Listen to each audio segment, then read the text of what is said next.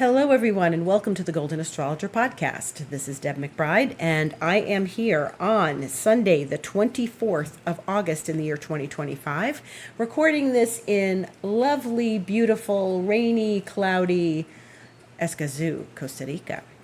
And lots to talk about. Lots and lots and lots to talk about.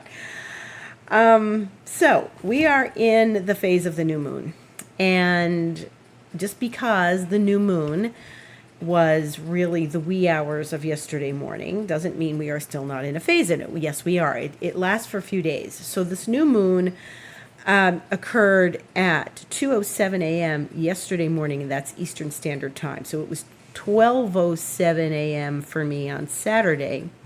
And we were getting revved up for this new moon in a matter of days. For a few days, the sun entered Virgo Friday, 4:34 p.m. And the energy of the new moon, which opens the door to the eclipse period, as I talked all about last week, this really started to rev up a few days before. So you can feel these new moons coming in, especially when they're as important as this, and then lasting for a few days. The energy is, maybe a little chaotic or whatever when it's opening the door to the eclipse. But remember, this one was squaring Uranus and had a semi-square to Jupiter. So there was a lot of energy surrounding this. Now, the moon went void Thursday afternoon at 2:13 p.m. Eastern Time, and then finally entered Virgo Saturday at 1:24 a.m. Now, this is what's so crazy. That means the moon was void from the afternoon on Thursday until Saturday at 1:24 a.m. when it entered Virgo. That's just a lot of void. That means all Friday, a lot of Thursday, until the wee hours of Saturday morning. So, so where do I begin? So let me discuss the fact that the energy was with us for a while. And even though the new moon occurred, between Friday night and Saturday morning, or if you are in another region of the world, it would have been Saturday later in the day, in the afternoon. But this was really something. Here, it was really something. Maybe it was, Virgo, it's so regular, it's so steady, it's so earthy. Yes, but it was squaring Uranus. So the sun went into Virgo, and, it really didn't square Uranus, the sun, until today at 3:15 a.m.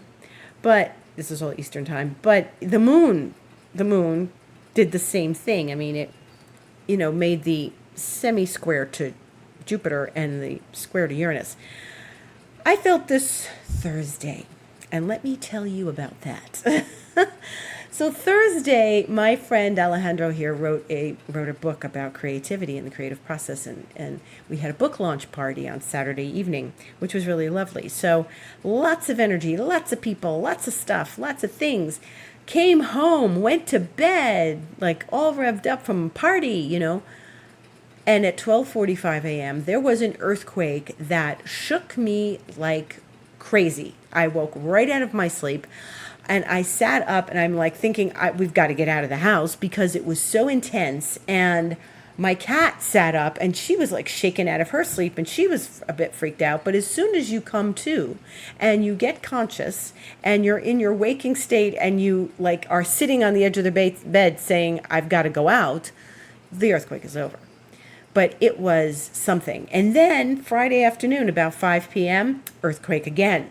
So, and this was all before the exactitude of the new moon. So don't let anyone ever tell you that these things only have to happen at the moment they are aspecting each other, right? No. This was, I immediately, laying in bed afterwards, was like trying to calm myself down, trying to calm down my cat. She went to sleep. She was fine right after that. She just like rolled over, went back to sleep. And I was laying there for a while, and I was like, oh my God, that was freaky. And I just thought, New moon square Uranus. And technically, that wasn't happening for a little while, at least a whole 24 hours. But that was something. 12:45 a.m. Friday morning, it was a major earthquake. And then when we looked at it the next day, well, one report gave it like 3.8, and then somebody else said 4.3, which I would think that seemed bigger. But apparently, it was not very deep. And when they're not deep, they rattle more. That doesn't necessarily make sense to me, but okay, I'm not a seismologist. But the whole experience of that was just completely out of the ordinary. And, a couple of weeks ago, I think I told you lovely astro darlings that I slept through an earthquake. And then after that, I woke up and was like, whatever. And then really, I had to collect myself after this one and just get back into bed and just try to calm down and breathe and like lull myself back to sleep. But since I was already agitated, shall we say, by that, I woke up again at like 5 in the morning, 5:30 in the morning. The birds are chirping and the light is coming up, and I'm like, oh no, this is not going to do. So I, took some natural remedies and things to go back to sleep and made sure that I actually got some sleep. But I was really exhausted on Friday, and we were all exhausted because of the party planning and going out, and we were out all evening, and that was a lot. And then this earthquake, so it was something. So very powerful, very powerful. So I'm expecting a bang up kind of time during the eclipses and how we experience them, because if this is the initiation to the eclipse season, well, then there's going to be some rock and roll for sure. So, okay then. So that was the new moon for me. How was your new moon? And, it did. There was a lot of aspects. The moon, when I look at yesterday and I look in my book, I see, one aspect after another. The moon was doing its thing, squaring Uranus, in conjunct Neptune, in conjunct Pluto. So there was a yod there in the middle of the night, Saturday night, between the moon and Neptune and Pluto. And so that is something also very profound, emotionally profound. So it was quite the event, this new moon. And so we have now entered the prelude to the eclipses. The eclipse won't happen for another couple weeks. We got, I think, September 7th.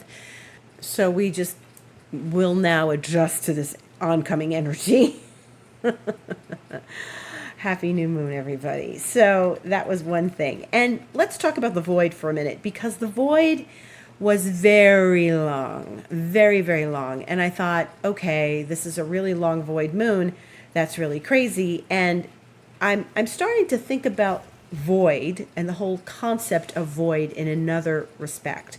And why? Because I'm experiencing a lot of the void in my work, and in various capacities, shall I say.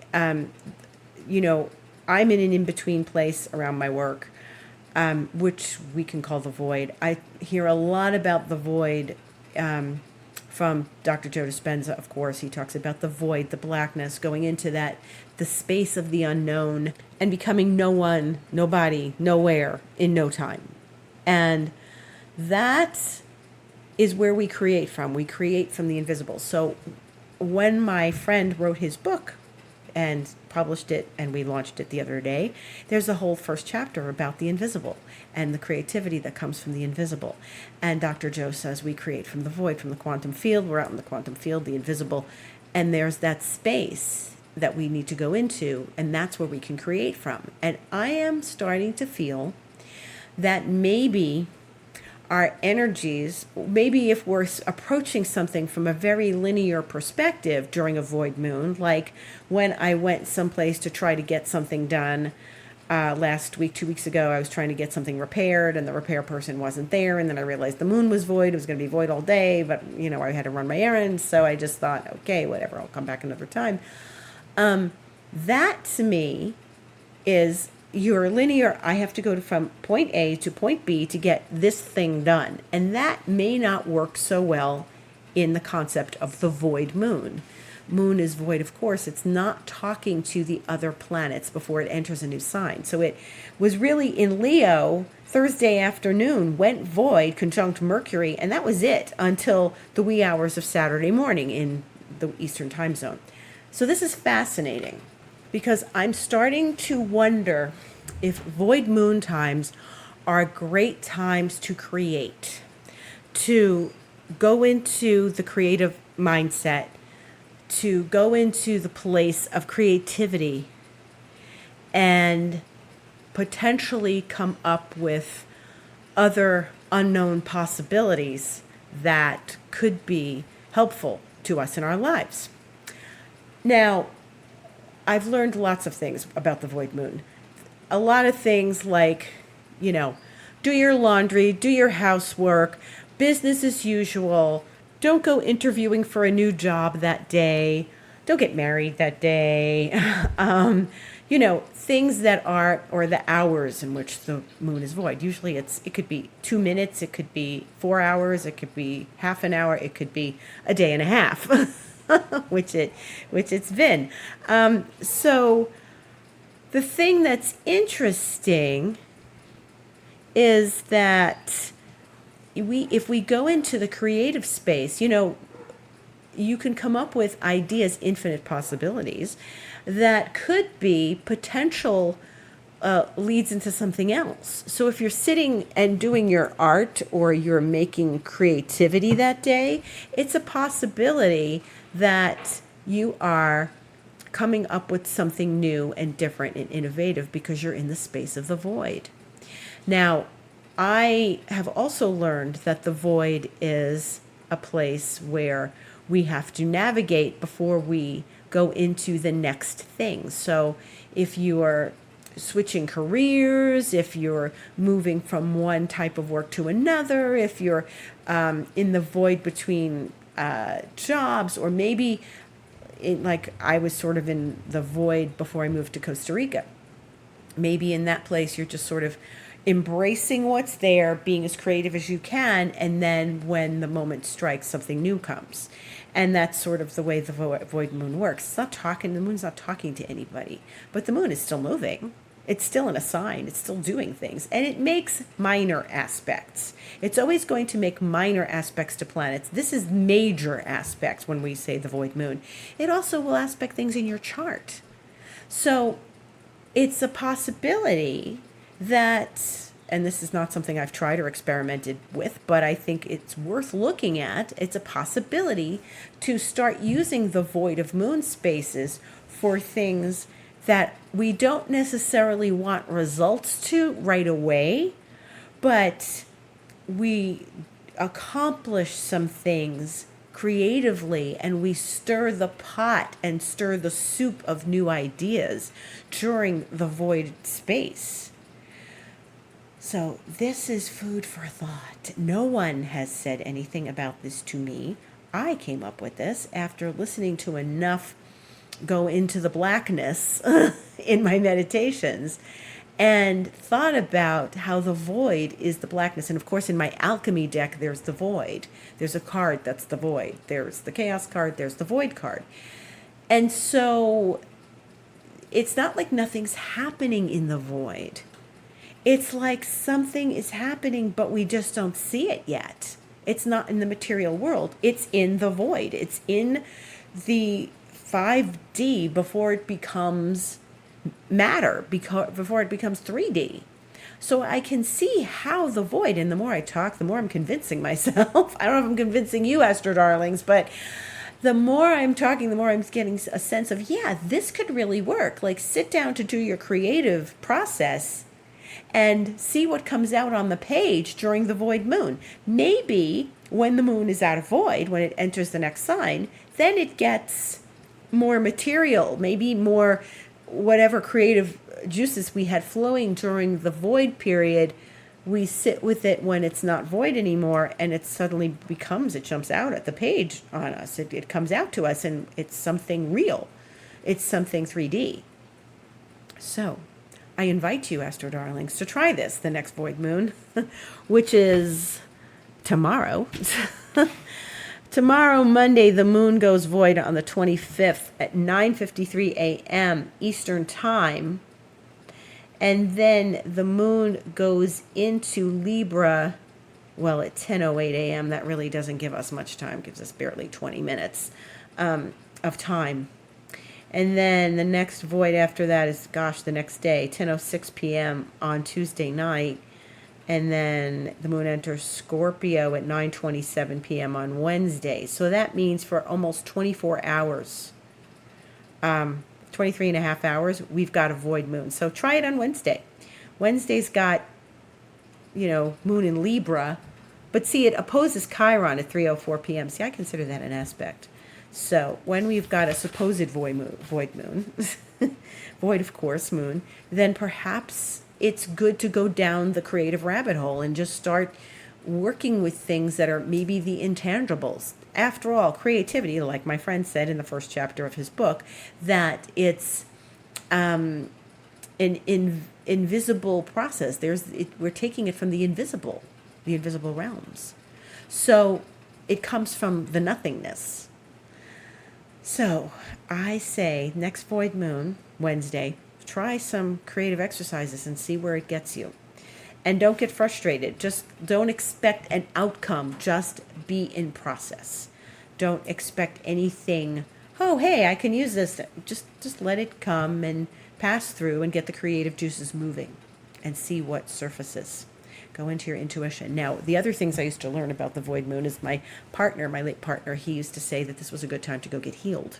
To go to a healer, to go to an astrologer was a good time to go during the void moon. And I thought, hey, I wonder because healing is not linear. Healing is not linear. And maybe it's just the linear process that we're expecting in a void moon that doesn't work. And maybe in healing, we don't know what the outcome's going to be. We go and we see the healer or whatever, and we got to see what turns up in that session, what comes out, what emotions want to be processed. So it's a good time to process emotions. It's a good time to process creativity. So I think we can experiment with these void moons and see where they go. And that doesn't mean I'd say, hey, launch your new program on the void moon. I wouldn't necessarily do that, but it also depends on what kind of program you're launching. So indeed. So the other thing that happens this week is that Venus opposes Pluto on Wednesday at 1:54 a.m. in the Eastern time zone. So if you're in California, if you're in Pacific Northwest, it's 10:54 p.m. Tuesday night, the 26th. But on Wednesday, the 27th, Venus-Pluto opposition, and this happens once a year as long as Venus is not going retrograde opposite Pluto. And Venus is entering Leo tomorrow at 12:27 p.m. Eastern Time. And that means that she is going to now be in the feisty, juicy, creative place of Leo. And she opposes Pluto in Aquarius. So we had this last year. This happened for the first time last year because Pluto was in Aquarius at the time of year when Venus would naturally be in Leo, which is around this time of year.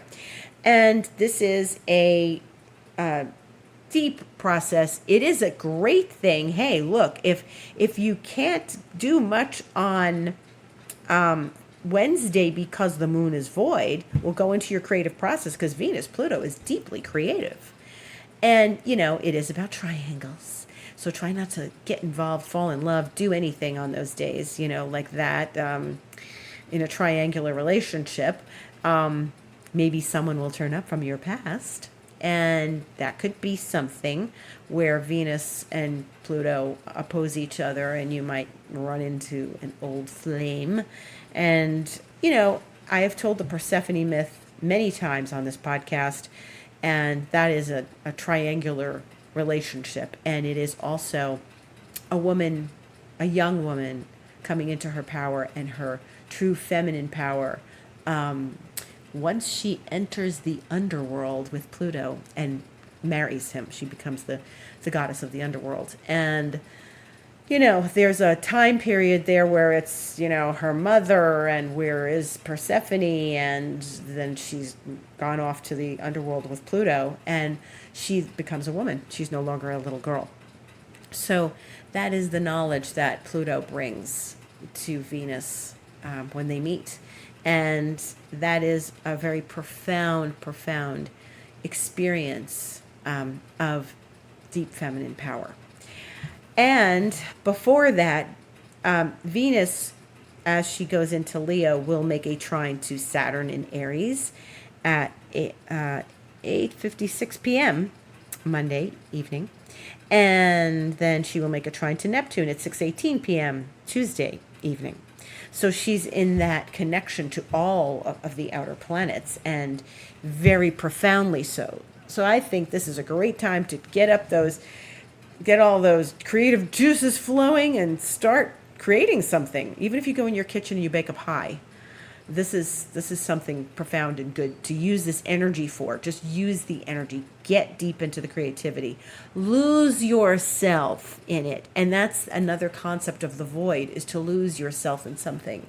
And lose yourself in that void and become the no one, the nowhere in no time.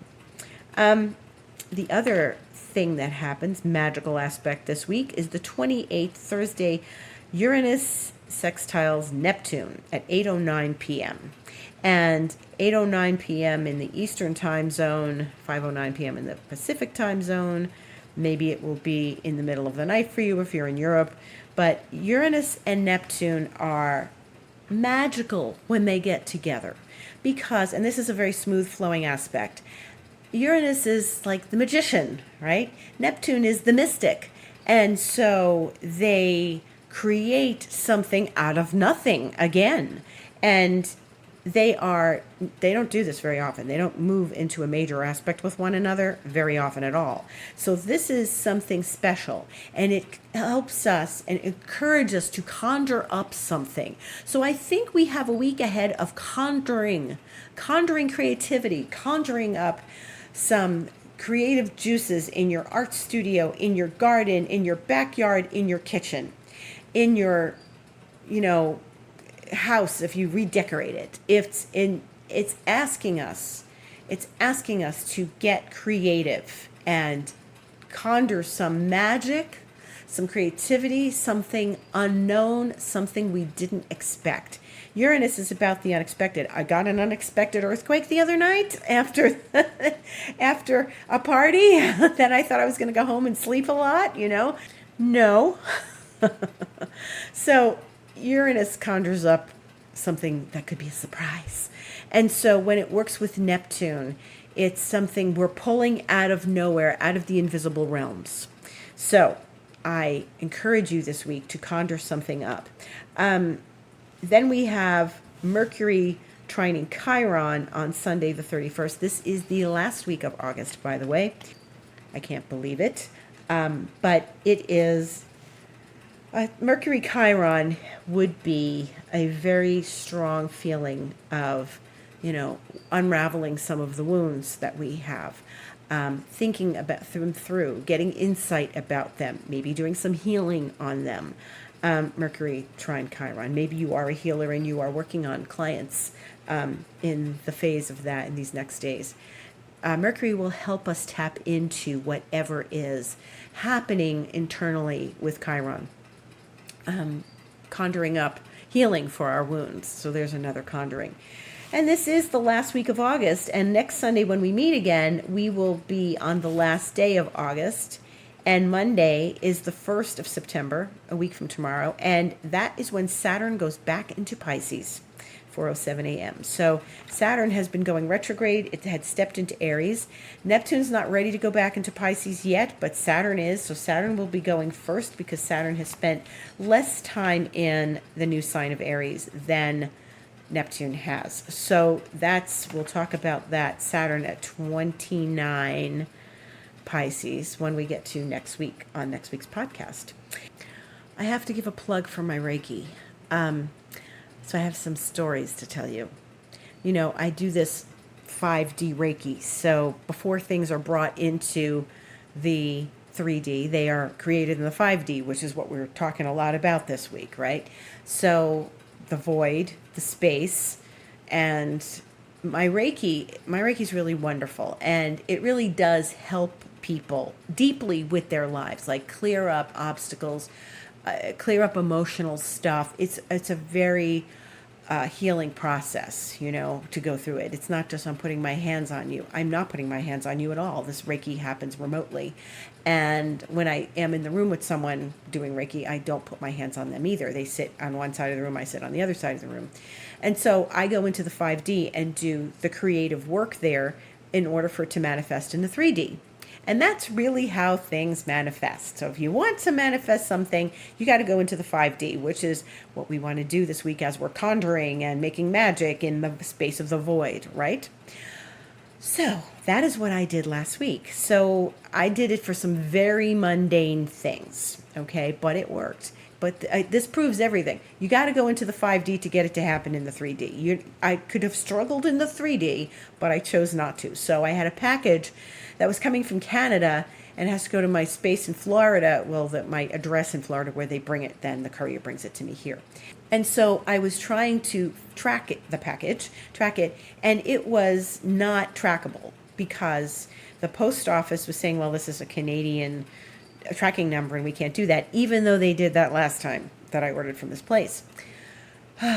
Exasperation. So what was I going to do? They didn't give me an expected arrival date like they did the time before. None of this was I just did this. So there wasn't Mercury retrograde. So I'm thinking, what do I do? Okay, I'm going to Reiki the package.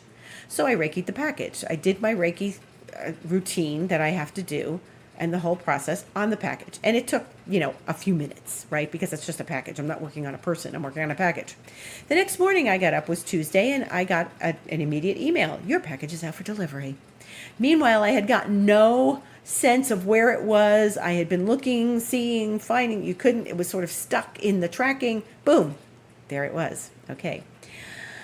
Then I said, okay, great. That worked. That worked very well. Now, I got a new refrigerator. My landlady bought me a new refrigerator. Giselle got me a new refrigerator because the old one was very old and it was, not looking good anymore. It functioned, but it wasn't looking good. And it was last Saturday that the refrigerator was delivered, not yesterday, last Saturday, the one before. And I was told something I'd never heard of before, which is the refrigerator needs to stand upright before you plug it in and start using it. Well, that didn't happen in New York when I replaced my refrigerator.